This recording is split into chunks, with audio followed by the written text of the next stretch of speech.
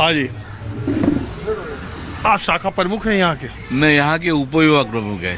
अच्छा, तो यहाँ ज़्यादा लोग शिवसेना वाले सिंधेजा साहब के साथ गए कि उद्धव साहब के? उद्धव साहब के साथ में। इधर के कोई कुछ मच्छर लोग गए हुए हैं जिसको राजनीति की कुछ मालूम ही नहीं है, वो लोग ऐसे भाग गए। ये विधायक ही चले गए, आप कह रहे हैं मच्छर लोग गए। तो विधायक को कुछ काम आता है क्या? कभी बताया क्या? इधर सबको बोलता है मैं ये करेगा वो करेगा, मच्छीमारों को तो मछुआरे को ऐसे हवा पे छोड़ दिया। ना डीजल का परतावा दे रहा है, ना वो कोस्टल रोडर्स का। कितनी बार जीते हैं वो? 3 बार जीते हुए। तो लेकिन जो शिवसेना के नाम पे जीते हुए ना, खुद के नाम पे बल पे नहीं जीते ना। ये बाला साहब ने जो दिया हुआ है ना, उनके इस पे जीते हुए। उनको बोलो शिवसेना नाम निकाले और मैदान में उतरे। हाँ, माँ बाप को छोड़ के तुम भाग सकते हो क्या? तो वो तो कहते हैं कि जब बाला साहब का सिद्धांत छोड़ दिया उद्धव ठाकरे ने, हम तो सिद्धांत लेके बाला साहब का सिद्धांत छोड़ क्या? बाला साहब का क्या सिद्धांत छोड़ा उन्होंने? कांग्रेस के साथ चले। अरे बाला साहब क्या बोले, मेरे हिंदुस्तान में जो रहता है कोई भी जाति का आदमी रहो, वो मेरा आदमी हिंदुस्तानी है। जो इधर रह के पाकिस्तान के बोलेगा तो वो मुस्लिम हो गया ना। कोई भी हमारा जात पात का रहने दे। बाला साहब क्या बोले, जो हिंदुस्तान में रहेगा और जो हिंदुस्तान की जय बोलेगा वो हमारा आदमी। ऐसा कभी किसी ने बोला नहीं कि वो अलग है वो अलग है। जात पात कभी नहीं माना बाला साहब ने। आज भी हमारे भी कितने विधायक थे मुस्लिम है ना। साबिर शेख थे ना ठाणा में, वो विधायक थे ना। बहुत से शाखा प्रमुख है हमारे विधायक, शाखा प्रमुख भी मुस्लिम है। बहुत से जाति के हम जात पात, हम हिंदू मुस्लिम की बात नहीं कर रहे हैं। तो आप वही तो बोल रहे हैं। कांग्रेस पार्टी के साथ हम जाएगा तो दुकान बंद कर देगा, बाला साहब ने बोला। उस टाइप का तो भाजपा ने क्या किया, पीछे आके जब उनके 2 विधायक ने चुन के आते थे, बाला साहब ने उंगली दिया वो हाथ पकड़ने को लगे हुए। हाँ, कभी मालूम था क्या 2 विधायक के आगे आते थे क्या? जब बाला साहब, लेकिन आप बोल रहे हैं बाला साहब ने ऐसा बोला, लेकिन बाला साहब ने हमेशा ऐसे सिचुएशन में समर्थन किया है। आने बाने में इंदिरा गांधी जी का समर्थन किया, ये और TN सेशन के वक्त समर्थन किया। ऐसा नहीं है, शिवसेना की अलग भूमिका है और बीजेपी हमारे बलबूते पे महाराष्ट्र में बड़ी है। तो हमारी पार्टी की इज्जत और अहमियत जूट रखने के लिए हमको, हमारे पक्ष प्रमुख को जो लगता है वो उन्होंने किया, वो सही किया। हम उनके साथ पूरे हैं। और विधायक की बात आप कर रहे हैं, विधायक के बलबूते पे किसके आए? हम जैसे कार्यकर्ताओं के साथ आए। कार्यकर्ता किधर हिलेला नहीं, विधायक गया है तो जाने दो। हिलेला नहीं। हाँ। अभी आपकी पार्टी के कितने लोकसभा सांसद हैं? हाँ? है ना 16-17 है अभी। अरे इंडिया का मत जोड़ो, गठबंधन का। आप कह रहे हो बीजेपी हमारा हाथ पकड़ के आई। आज बीजेपी विधानसभा में सबसे बड़ी पार्टी है। और अभी है विधानसभा में। पहली कभी जब आई थी तभी क्या थी? पहले तो केंद्र में कांग्रेस तो बहुत पाती थी, इतना साल राज की। अभी कहाँ है? लेकिन विधायक देखे ना, आज की बात करो ना। को कोई पूछ नहीं रहा था।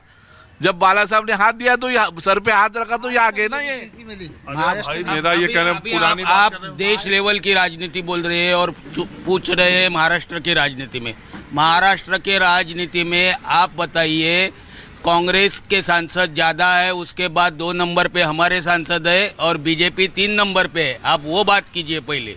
हाँ, आप देश की बात मत कीजिए। अभी चुनाव महाराष्ट्र की है, महाराष्ट्र की बात कर रहे हैं। तो वही मैं कह रहा हूँ, महाराष्ट्र में वो सबसे बड़ी पार्टी है कि नहीं? आपने किधर पार्टी? महाराष्ट्र में बीजेपी अभी जो विधानसभा में सबसे बड़ी पार्टी है।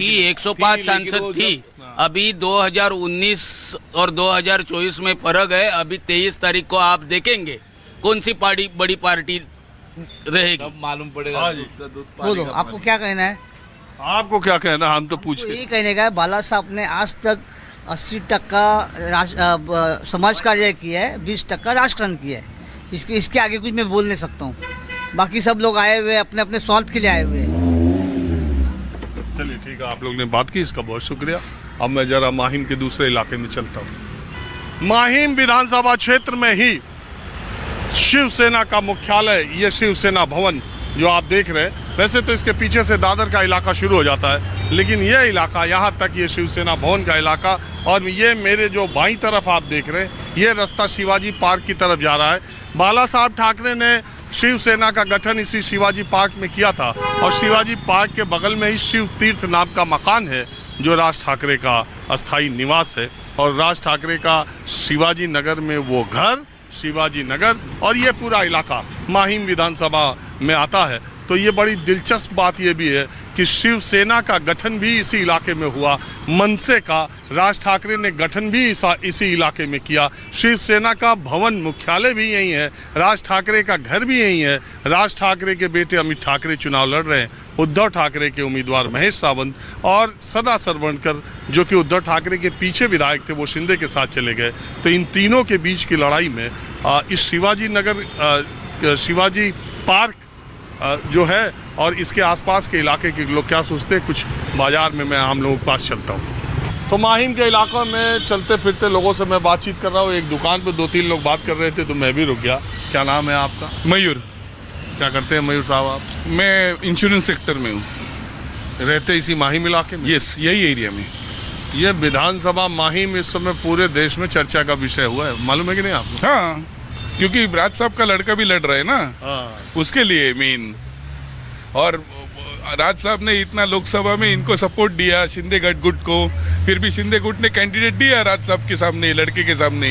तो क्या करें, शिंदे साहब के तो विधायक 3 बार से थे, उद्धव साहब को छोड़ के विधायक आ गए, उनके साथ तो इतना। अरे आएंगे तो वापस भी आएंगे ना। देखो, दरिया है, पानी बह के आता है, वो वापस भी जाता है। मराठी में भर्ती और ओटी बोलते हैं, भर्ती आया है, ओटी भी आएगा, और जो दिन ओटी आएगा ना, कुछ नहीं बचने वाला किसी का।